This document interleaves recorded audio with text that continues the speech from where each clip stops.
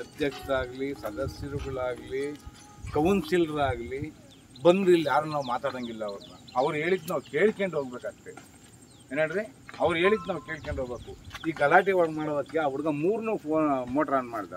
ನಿನ್ನೆ ನಾನೇ ಬಂದು ಕೇಳಿದೆ ಯಾಕೆ ಆನ್ ಆಗ್ತಾ ಇಲ್ಲ ಅಂತ. ಏನೋ ಕರೆಂಟ್ ಪ್ರಾಬ್ಲಮ್ಮು ಅಂದರು. KEB ಫೋನ್ ಮಾಡಿದೆ, 11,600 ವೋಲ್ಟೇಜ್ ರೆಡಿ ಬರ್ತೈತೆ ಸರ್, ಈಗ ಅಲ್ಲೇನಾರ ಪ್ರಾಬ್ಲಮ್ ಐತೆ ನೋಡ್ರಿ ಅಂದರೆ ಮಾಡಲಿಲ್ಲ.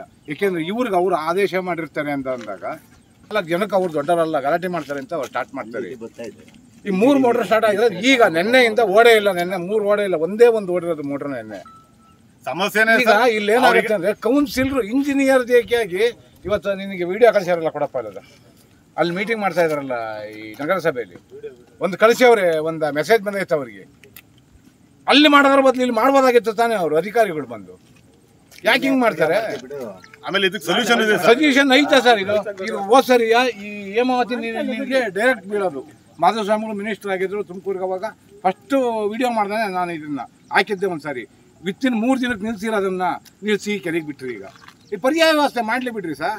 ಈ ತಿಪ್ಪೂರು ತಾಲೂಕಲ್ಲೂ ಯಾವುದೂ ಕೆರೆ ಇಲ್ವೇ ಇಲ್ವಾ? ಬೇರೆ ಕೆರೆಗಳು, ಆಳ್ಬಿದ್ದ ಕೆರೆಗಳು ಈಗ ಬೆನ್ನಾಗಲ್ಲಿದ್ದಾಗ ತಗೊಂಡೋಗೋರು UGD ನೀರನ್ನ.